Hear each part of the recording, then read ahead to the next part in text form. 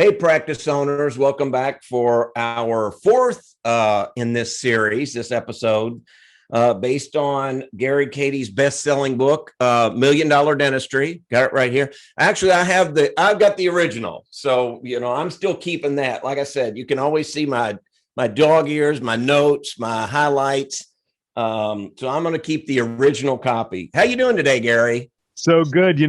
On eBay, those things were like $1,000. I know, it's crazy. It's like a first edition of Mark Twain or something. Unbelievable. It really is. This is 2006. And I mean, it's the fundamentals of building, growing a dental practice, and kind of the tools that any practice owner needs, that when they try to start making it too complicated and think they need a 24 volume series, if you could get that stuff anymore. I mean, this really is it. This is really all the information you need in a dozen chapters. And we're going to go over number 4 today. But before we get started, I want to show you something that as we were moving that I trolled up from exactly the same time period, Gary. You recognize this? Oh my gosh. I went to the archives. This is Recession Proof Your Dental Practice, Gary Kadi. I want to make sure I'm not reflecting. 2008, which is on the heels of this. And I think for docs who are listening, if they don't remember, that was the tail end of the real estate bust, banking bust, the everything bust, the .com bust. And, you live in Manhattan, which is like, ground zero in another respect of the financial crash.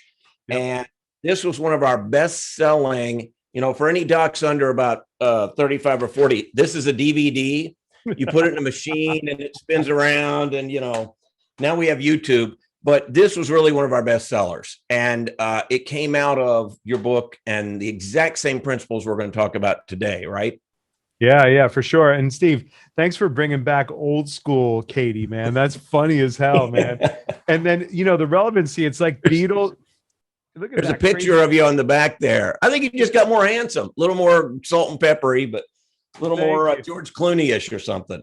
Thank you. But, it really goes back to this. It's like the fundamental principles of running a business and the fundamental principles of what a patient needs and a team member needs is like the Beatles and Led Zeppelin and those types of things. They're classics and they never go out of style. And actually, through crisis, it's more important to have the fundamentals in place. And a lot of businesses, when they don't strengthen their fundamentals, Steve, what happens is that they become weaknesses, and then they're usually blaming the circumstances, not what they can control. Right. And we're going to talk about how to take control over your life and your practice. It's not something out there. It's something that exists over here or over here or over here. And it's not usually dental CE for, the clinical side. It's really the business side that allows doctors to have profitable businesses. Mm-hmm. And really, the reason I did dig that out is, again, you and I are, as guys who have run a lot of businesses, it is the fundamentals. And I know that's what you teach your consulting clients, and you've taught for years and years and spoken on 1,000 times. And, and it's those fundamentals. You don't need to invent anything. It's not nuclear fusion. It's regular, good, solid business principles just in a dental practice. Yep. And which is a good transition to chapter 1 of your book that we did, first episode, A Day in the Life of Larry DDS, which really, for anybody watching or listening who hasn't heard that, I would start there. It really is to me, what comes through is it's a common experience. Gary, you and I hear it every day. I graduated from dental school. I'm an awesome dentist. And I come out and, now I'm struggling, and I bought the biggest practice and bought all the equipment and hired all the greatest people. And, now a year later, I can't make payroll and I'm scared to death. It's a very, very, very common career trajectory. So chapter 1 is that. Chapter 2 is the life you're entitled to lead, which I think which also dovetails with another thing that you do that I won't take your thunder, but the entitlement part of it is not a bad thing, but it's about you worked hard, you got a dental degree, you started a practice. There are certain things that come with that you've got to get right in your own head, right?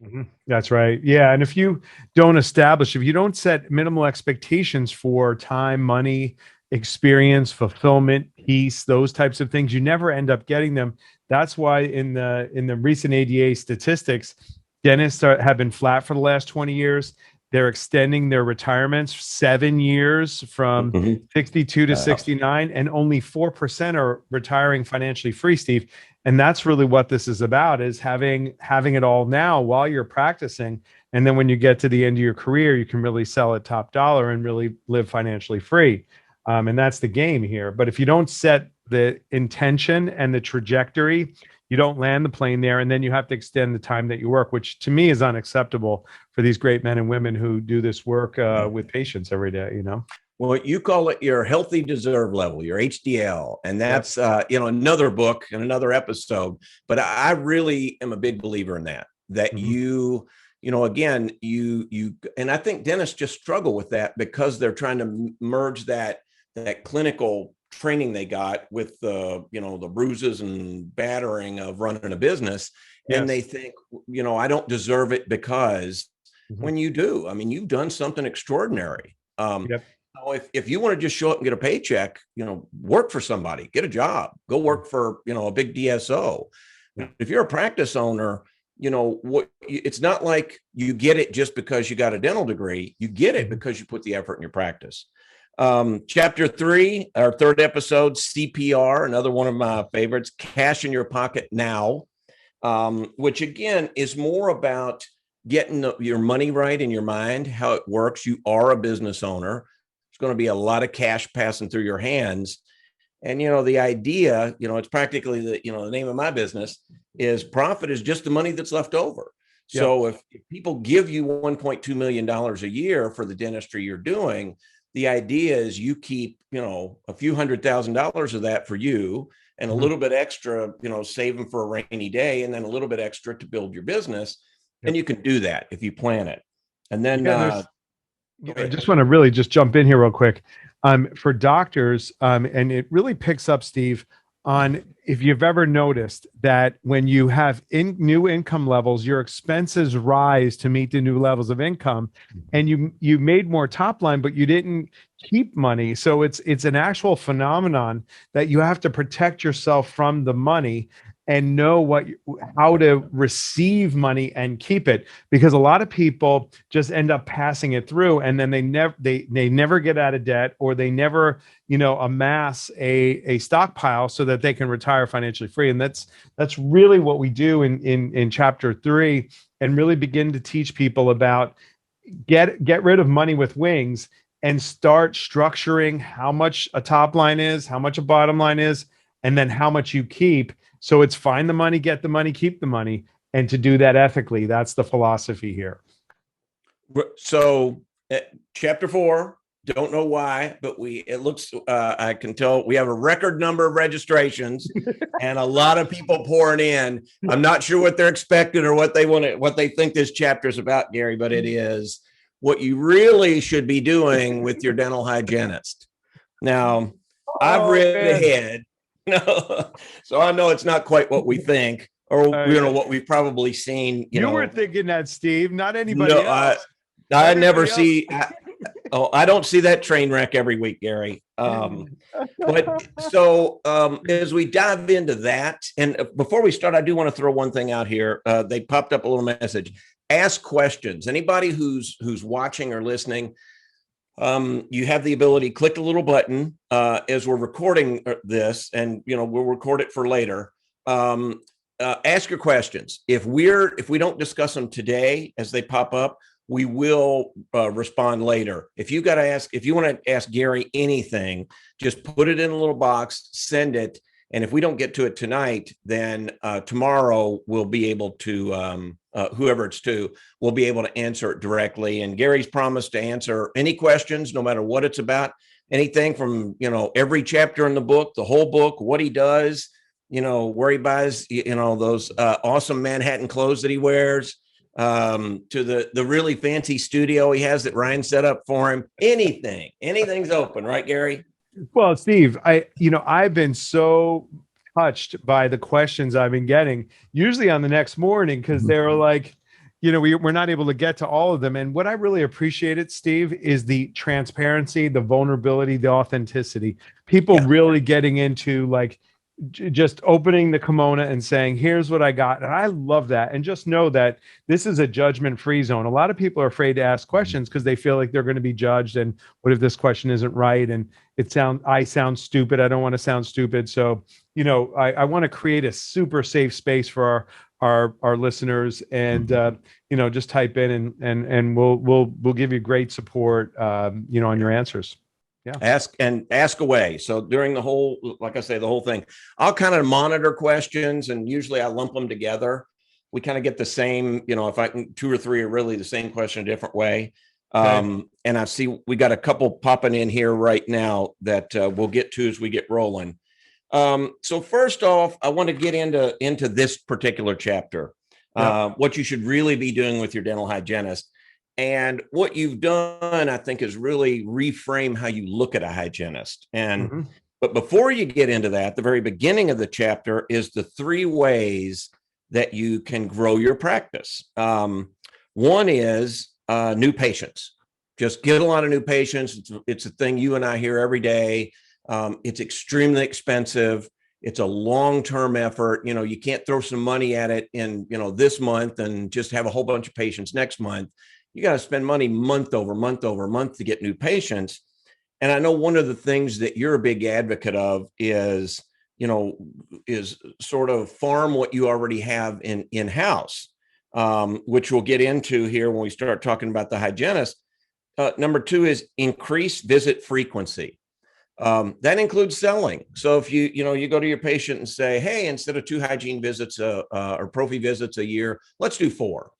And, really, what can you generate off of that? That takes selling, and it takes time, and it takes money. But number 3, one of the things that you have built this chapter around is you increase treatment acceptance by using the tools, the patients, everything you already have in place. So can you take a minute and kind of explain how that's probably a much better approach than saying, hey, I'm going to watch a webinar, sign up for some program and expect 20 new patients next month. Yeah. When I go to live events, I go, who wants to grow their business? I get everybody's hand raised. And I said, what do you think the number 1 way to do it is? And guy says new patients. I said, who thinks new patients? 99 say, that's me. And I got in this business, Steve, 27 years ago, because I was delivering new patients to the front door of dental practices. I had a marketing company, direct mail coupons. I would mail them out to the surrounding areas, and they would get, out of 10,000, they would get 1% or 100 patients. And the guy couldn't pay. He couldn't pay me for my advertising. I go, what do you mean? I got you 100 patients. Here's what I learned. The average case acceptance in a dental practice is 28%. The average patient coming back twice in your hygiene department, 22%. Look at the inefficiency here, Steve. The patient comes in the front door. They go out the back. 22% of the time they're retained. 28% of those patients, they're retained twice. 28% of those patients accept treatment. Extremely bad formula. And this is why, I'll get a dentist who has been practicing for 20 years and they had the same 1,000 patients. All they're doing is exchanging patients where they're coming in the front door and they're going out the back. And when they're there, they're not investing any care. And so we fix this model. We plug the retention. If you don't plug your retention first, what happens is if the patient's not sitting in your chair, you can't present cases to them. So you got to fill the hygiene chair and retention, number 1. Then after retention's taken care of, then you handle the case acceptance. Then and only then do you drop them in the top of the funnel and then turbocharge the system by adding new patients. So that's the strategy on how to do that, because you reduced your cost per acquisition in new patients. Because if they come back year over year, and let's say it costs you anywhere from $300 to $500 for that patient, you can divide that out and amortize it out over 5, 6, 7, 8, 10 years. It's $30, not $300. Plus, you're investing money in, which we'll get into. You're investing money in a team that can now propose more treatment that gets and help get that treatment accepted on a patient you've already paid $300-500 to get in the chair.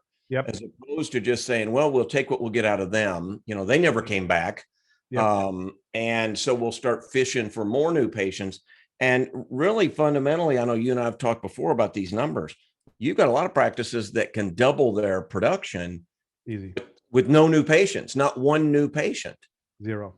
Yeah. But that flips the script for a lot of doctors because they're not used to hearing that because all of their friends are going, give me a new patient. But if you follow this strategy, see, I've learned this, Steve, in business. One good strategy trumps 10,000 tactics.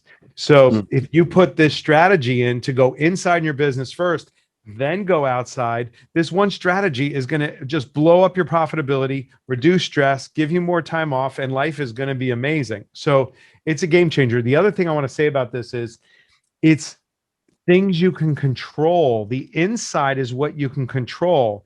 It's very hard to control your external marketing. So we know 100% of the time this works when you work it. If you don't do it, it doesn't work. If you do it, I want to give docs certainty out there. When you do this, it works 100%. I've not seen in 27 years and 6,000 practices this not work. The only time is if you don't do it. That's it. Yeah.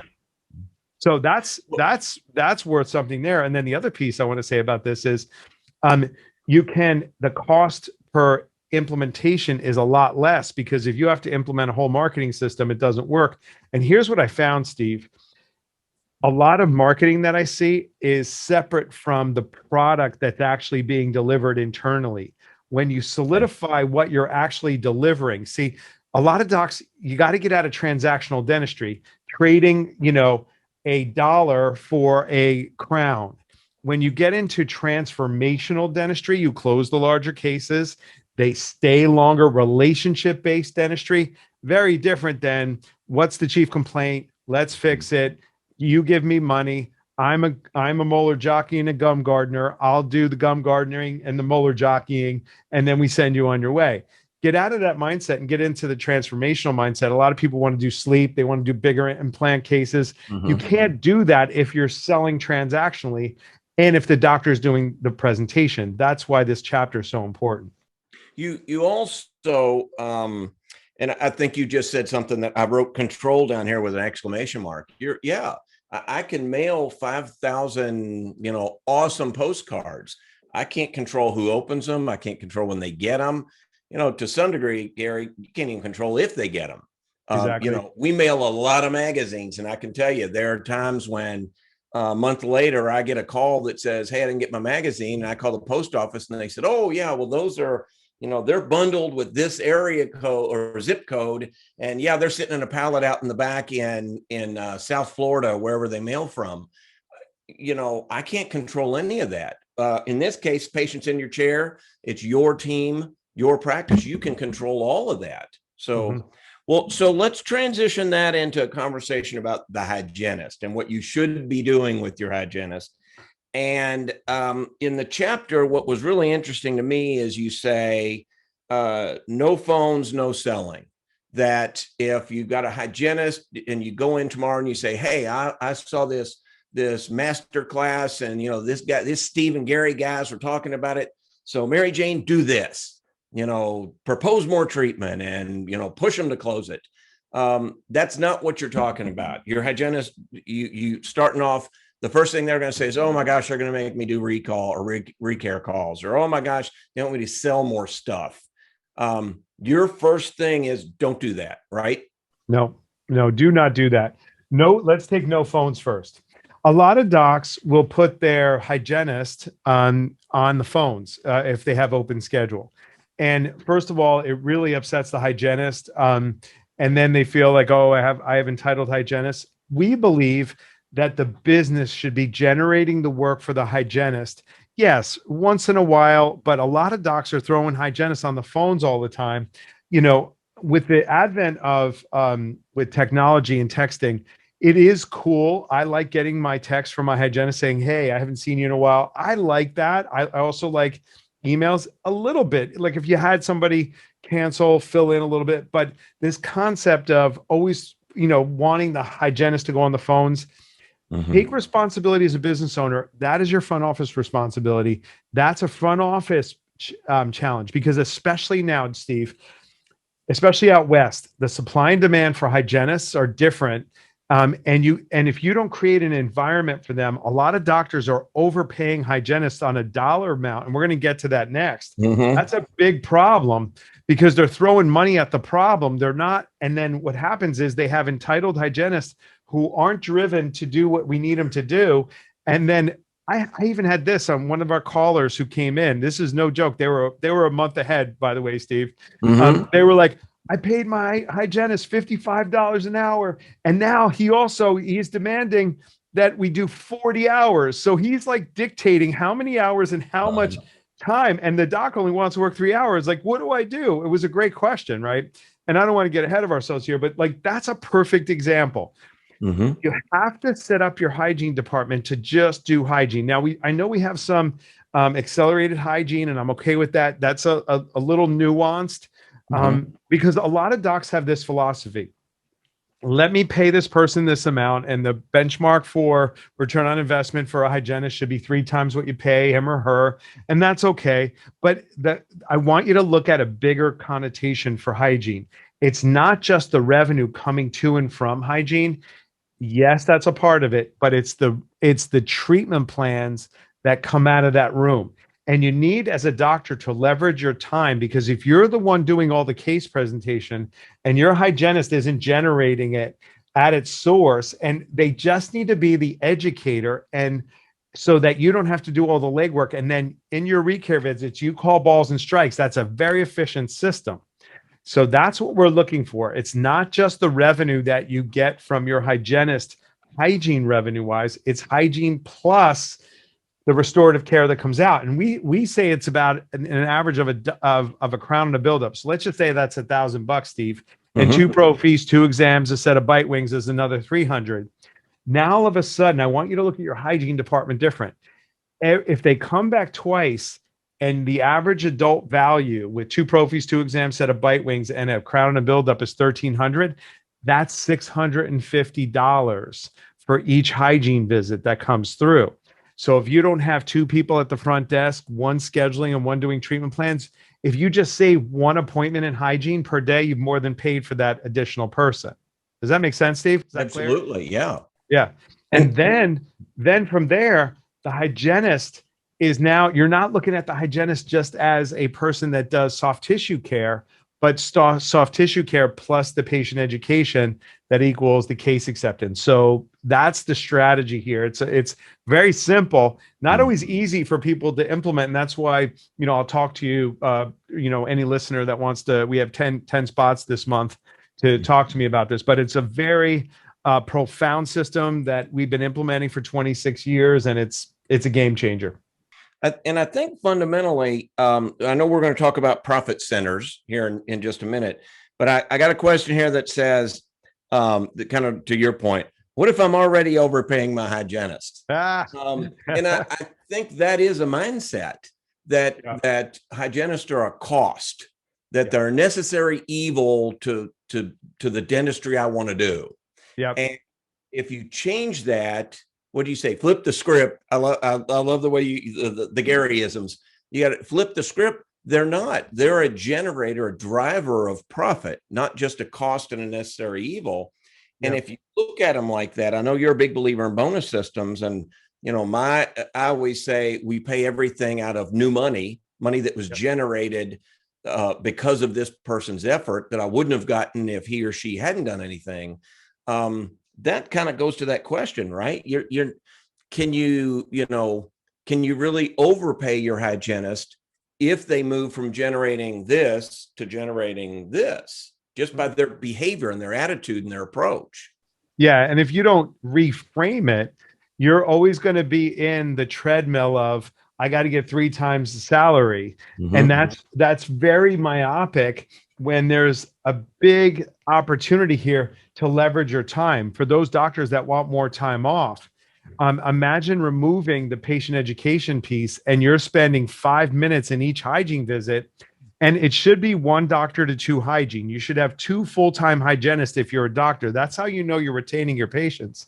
That's my ratio. A lot of docs have zero hygienist or one hygienist. You know, our high performers have three hygienists. Now, you can't possibly do three hygiene checks if you're a one doctor. This is how we get super high efficiency where we can get docs. I got docs up to about 2.1 million with one doc and three hygiene, depending on your fee structure. But you know, but you can if you're spending 20 minutes in each of those, that's an hour that you should be at your chair doing dentistry. Imagine spending 15 minutes of that 1 hour doing your hygiene checks.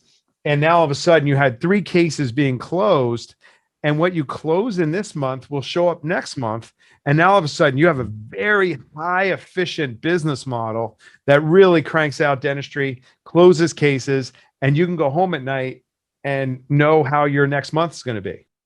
I know your number 2 is after no selling and no phones is give your hygienist enough time. And I think that's what you were just saying. If you're kind of cranking them through and expecting them to clean, kick a couple things up, maybe on the intraoral camera and then move them through, then, you know, that's what they're going to do. They're going to crank patients through. And you don't get to do that awesome dentistry that you want to do. So what do you mean by give your hygienist enough time? How much is enough time? Well, I like an hour. I like an hour because we went to 70 minutes with PPE protocols in the height of the pandemic, which is not efficient. We want it to be 60 because here's the way I want you to think about it. 2/3 the time you're working on maintenance and care, and 1/3 of the time patient education. So the time comes out of your hygienist, not your doctor time. So you're leveraging your time as a doctor because now a hygienist is doing the education.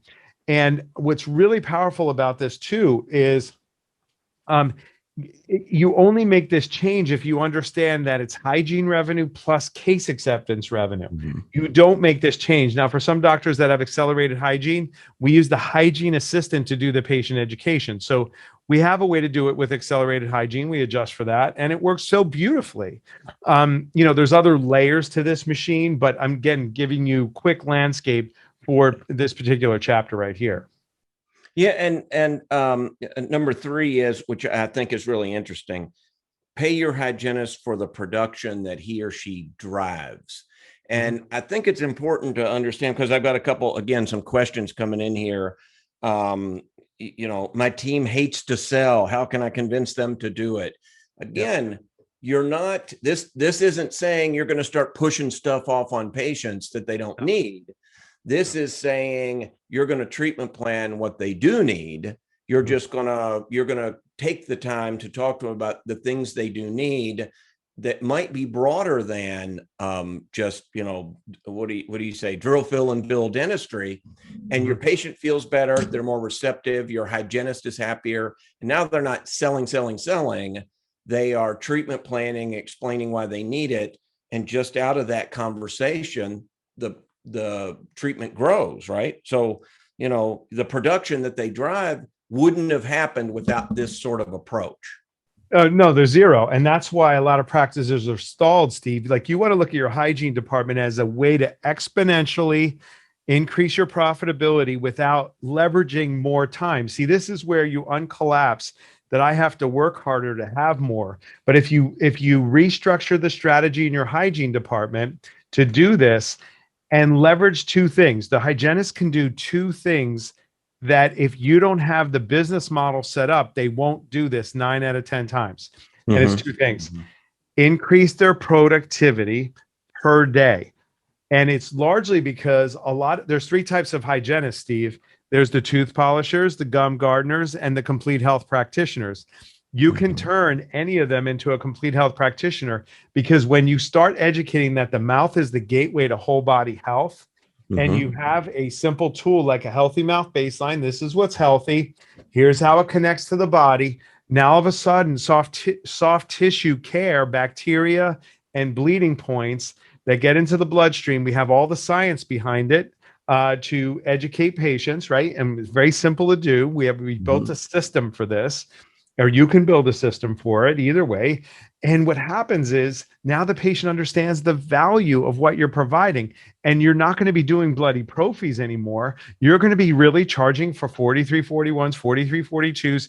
And when you do that, and then you add things like Perio Protect, which is a tray Mhm. that actually gets down 9 millimeters deep, that we have practices that are doing one case per day. That's $800, and it's saving people from heart attack, stroke, diabetes, dementia, like preventively.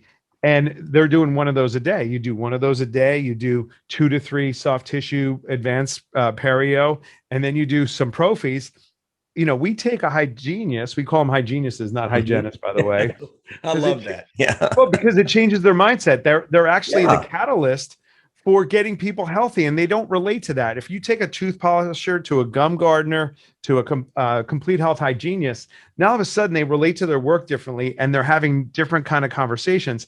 And watch what happens to their revenue, because now they're getting some soft tissue care, they're just getting some perio, and then all of a sudden you go from 1,000 a day to 1,500 to 2,000 a day. And then the other part that the hygienist is responsible for is educating the patient on the problem and the consequence of no action.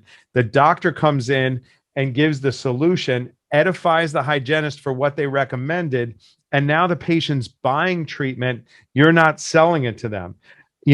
If you just the patient doesn't know what they need and why they need it, and the hygienist has the relationship to do that and the time. Now all of a sudden they can sit there, set it up, and the doctor just calls balls and strikes, Mhm. edifies the hygienist, gets to the next chair, then gets back to their chair. And that system works flawlessly once you have it in place. It's also I've always seen it as a conversation starter. Yeah. And you have your healthy mouth baseline, a little chart Yeah. there. Hold. I know you advocate that and use that. It really is just a conversation starter. Yep. And where it struck me one day is, in the practice world, I had a doc come to me one day about how mad he was at the guy down the street. He went on vacation, and a patient had been coming to him for 10 years, twice a year for 10 years, and he needed some implants, but he never asked him about them.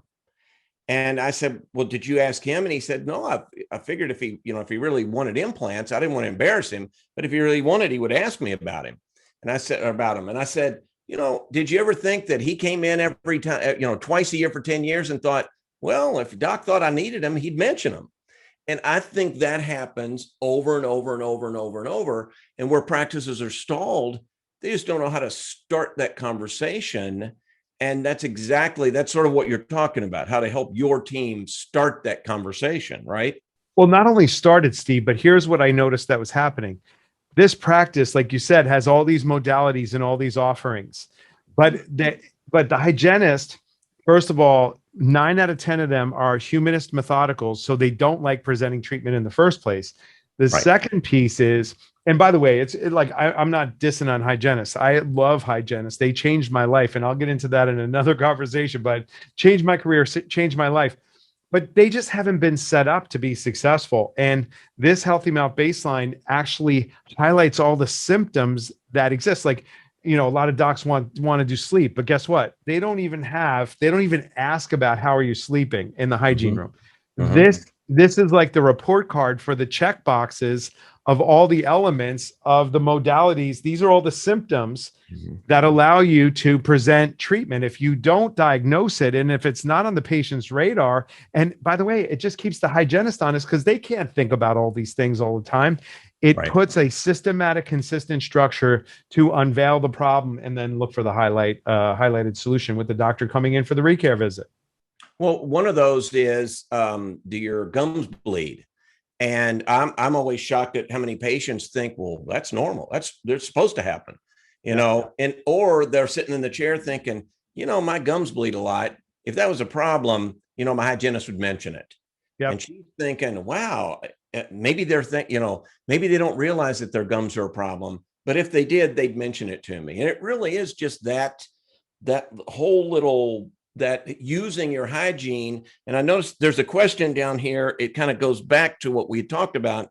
and I want to make sure we sort of put a bow on it as we come to the end, is I said mentioned profit center earlier, and this particular chapter in the book, which I would highly recommend anybody who's listening get the book. We're going to put a link down here, Gary, to to download for the book also. But in this chapter, you talk about making hygiene a profit center. So I have somebody who said, "Isn't my whole practice a profit center?" What do you mean by that? What does a profit center mean? And I've got a couple questions about profit center. And I think that's a fundamental concept you and I might get. But a dentist thinks, well, gosh, a lot of money comes in, a lot of money goes out. At the end of the year, my accountant says, here's my profit. So that's my profit center. Yep. You're talking about making hygiene basically a place you focus. There's costs, there's expenses, there's revenue, and there's drivers for more production. But it's looking at the hygiene department as a place where profit is generated as a part of the whole practice, right? Well, Steve, look, if there's 20 profit levers in a dental practice, the number one profit center is turning your hygiene department into a machine. I was going to say, turn your hygiene into a machine. Look, I have guys that are going, Gary, I need social media. They treat that the same same importance as doing what we're saying here. They're going, man, I need to have social media, or, hey, I need to get more CE for, to do more modalities of things. Well, if they'll say, hey, I'm going to go get trained in sleep. But if you can't close a case, it's not a profit center. If you go do a Vivos training and then you come back to your practice and you have no patient education machine in place to have that airway close. So that's not a profit center. That's actually a high cost, because you just spend all this money on this education that has no return on investment. This is the number one place to put your attention and energy, because you will get the biggest return on that investment. That's what a profit center is. Yeah. And also it's, as you say several times throughout the book, this is infrastructure you already have in place, employees you already have in place, you're already paying them. It's patients that are already coming in. It's a whole mechanism that already exists. You're just squeezing, this many dollars out of it and letting 3 and 4 and 5 times that just walk out the door. Well, the biggest thing, Steve, let's add one more thing that I know every doctor out there wants: more time and more energy. You don't have to touch this. Once you build it, it runs throughout your day. So you're not going to be spending any more time at work to have more profit turn out. You're just going to have what you have be more efficient and more productive. And you're actually, by the way, guys and gals can go from 4.5 days to 4 down to 3. You can take more vacation time because you have more control points, and you're not working more hours to make more money. That is the biggest thing that this gives you. Yeah. And I think as we kind of draw to a close on this one, the important thing is you get the book, cost you nothing. You can implement this on your own, cost you nothing. You can sort of help with that mindset of your own, cost you nothing. I know what you do this with your clients, and so you help them walk through it. But this really is something that it costs you zero. I mean, you can start doing this tomorrow on your own. No doubt. Now you have to change some of your behaviors probably as a practice owner, and you have to change a little bit of your mindset, and that can be hard. And, you're going to get a little pushback from your existing staff because, sometimes they like doing it that way. They love it. They don't want to change anything. Their paycheck is exactly the same every 2 weeks. They could care less. Exactly. Now, your profit every 2 weeks might be getting less. And certainly as we go from year to year, your insurance reimbursements are a lot less, and your rent, fuel, taxes, all that is going up. So you're not happy about doing the same thing, but it really is something you can do on your own.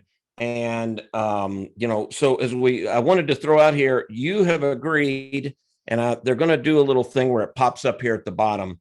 I do have a lot of unanswered questions too. So we will get to all those, I promise, tomorrow. But you alluded to it earlier, for the first 10 people, that just want to ask you anything, click the little link, put your information in, you'll get an invite back for a 30-minute call with Gary that again, they can ask anything. They can say, how do I do this on my own? I'm not paying you a nickel, but how can I do this? Or they can, whatever they want to do. You're very generous with your time, I know, and you've lived through a lot. You've done, holy cow, you were doing DVDs back in the 60s or whatever this is, and writing books in the 50s, or, you got a lot to share. And, we've known each other long enough that I know that, you just want to see practices do well, whether they're working with you, whether they're not working with you. You and I both have seen a lot of docs struggle. And anybody who's listening to this and struggling and can't figure this out and sees their hygiene department as an expense and asks questions like, what if I'm already overpaying them? Gary's a good guy to help you sort of reset your own compass in that respect. So first 10 people who click, you'll let them talk about anything, right?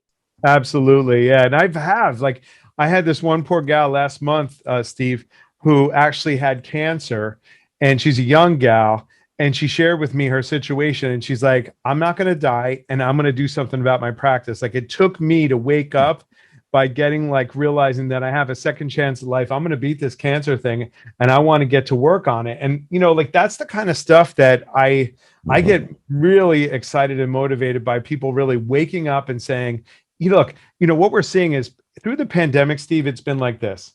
People didn't know. There was so much uncertainty. They really didn't work on their practice. Some did and some didn't.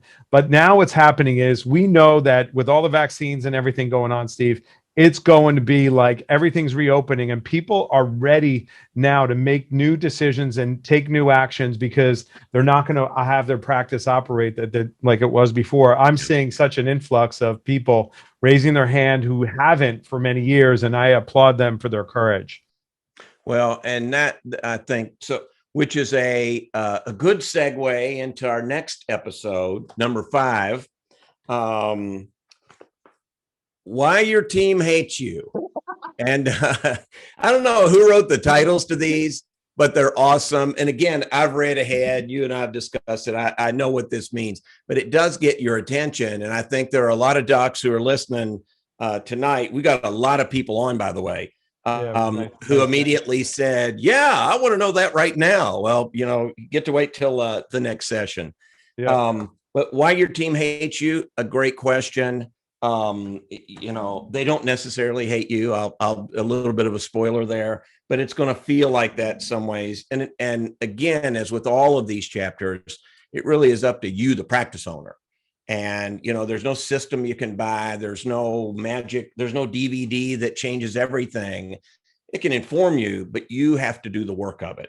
So, Gary, by the way, excuse me, I meant to ask here, here's a question from Steve Parker.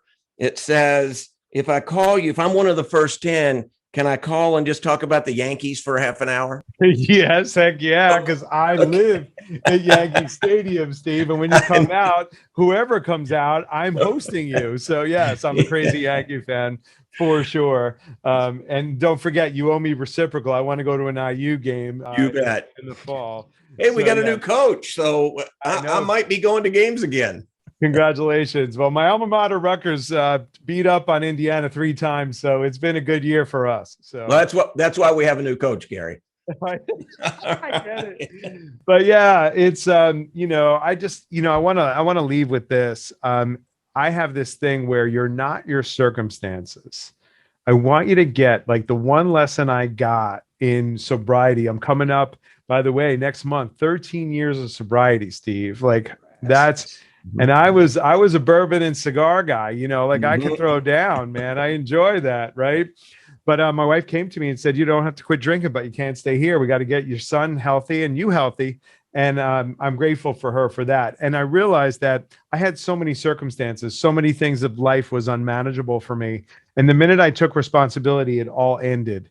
All the unmanageability, all the upset, all the fears, all the stresses. So I get it, man. It's sometimes hard to raise your hand. raising your hand is a form of strength in 2021. It's not a form of weakness. And I really applaud the people that are really taking responsibility. And we're playing one game, and I want everybody to play it. You ready? You can't blame your circumstances on the Rona. You cannot. You can never say because of COVID. Those 3 words, because of COVID. That's 3 words. You're not allowed to say that. Play that game with me, because now all of a sudden the responsibility will be on you to create anything bigger than that circumstance. So that's what I wanted to leave our viewers and listeners with this time. Great, great advice. And I happen to know, I know a lot of your docs, clients and people you've worked with over the years. And I know a lot of them are up dramatically during COVID. So I'm a big believer in, if somebody else can do it, I can do it. The question is just how. And I know, in fact, all of your docs are up, I think. Did you tell me? All of them are up this year. Yeah. That's a lot of practices. Well, but also it's like no coincidence. No one wins alone. And the secret to success is no secret, Steve. I mean, I'm slinging them all here at the end here. The secret to success is no secret. It's already been figured out. You just need to follow the dang system. I mean, it works every time. So, yeah. Well, practice owners, and Gary, I appreciate you showing up. $1 Million Dentistry. Click a link, get 30 minutes with Gary. And I hope you've enjoyed what you should really be doing with your hygienist. I hope I didn't disappoint some docs who are expecting a little bit different masterclass on this. And tune in for the next one, Why Your Team Hates You. And I hope you're getting a lot of value out of this. Please send us comments, click like below, take advantage of the free book, take advantage of 30 minutes with Gary. And Gary, until next time, I appreciate you, buddy. Love you. Have a good one. See you, practice owners. Yep. Bye, practice owners.